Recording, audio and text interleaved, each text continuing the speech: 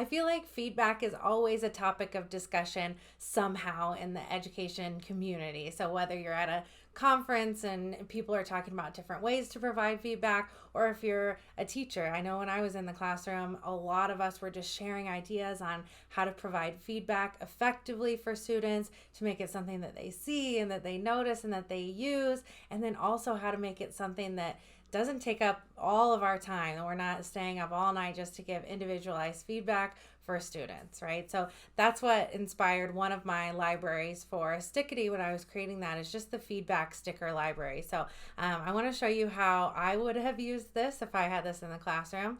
That's most of my inspiration when making Stickity, is what would I have loved in the classroom. And so Stickity is going to open up here. And then it says Stickity Premium up here, but every single user has access to these libraries up at the top here. So expectations, content support, all of that. We're going to take a look at the feedback library here. And so you can see if I minimize these little libraries or categories, there's 5 different categories of feedback here.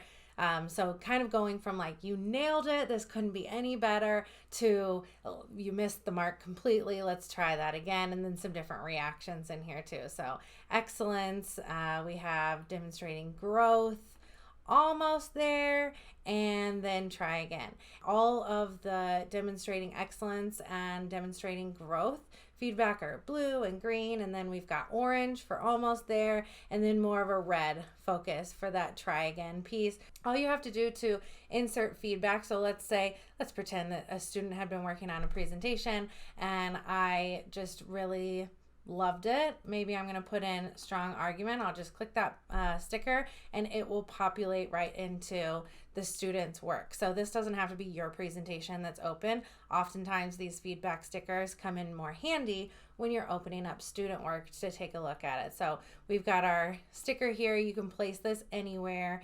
You could even put it off to the gray space if you didn't want to cover up student work with it. So another cool thing that you can do with these stickers is add comments. So something that I noticed with my students is if I actually just commented on the page, or if I highlighted text that they had on the page and then added a comment rather, it would often get deleted on accident, or maybe on purpose, who knows, but it would go unseen more often than not. And so I wanted to make these stickers animated so that they're moving and they're catching the eye, and then also something that is its own separate thing so that chances of comments being deleted are less likely. And so all you have to do with that sticker highlighted is click add comment.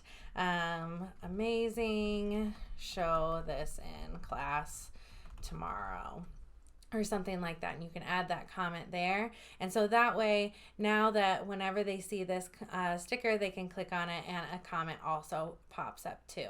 Another cool thing that you can do with feedback, and you can use these the exact same way in docs as well, and we'll take a look at docs here in a second, is let's say that, like, you know, you're doing a science class on earth layers or something like that, and it's clear that this student is not grasping that concept. You could put in one of these stickers, watch this and try again, or read this and try again, and that will populate right here on the screen for you too. Maybe you want to move it up into the corner or something like that. You can now hyperlink that image and almost treat it like its own button, right? So if you want them to watch a particular video, let's say it's this video from YouTube, and you're going to go ahead and add that in there and apply.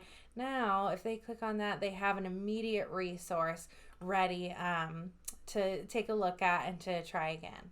Another cool way to use some different pieces for feedback. So let's move to docs just so you can kind of see how these work too. So same library, right? If you click on that feedback library, you have all of the same stickers that you can add in to docs as well. You can comment, you can link, you can do all of that. I wanted to show you in docs the attention getters section.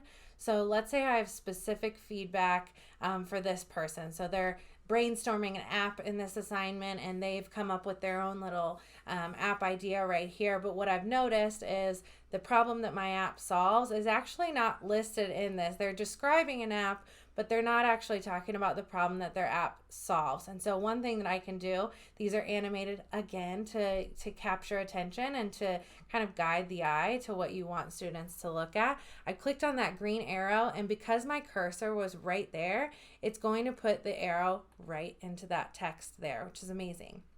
Then from there, I can add my own feedback. So I can put state your problem here, and then maybe change that to match that green color so that it catches the eye a little bit more too.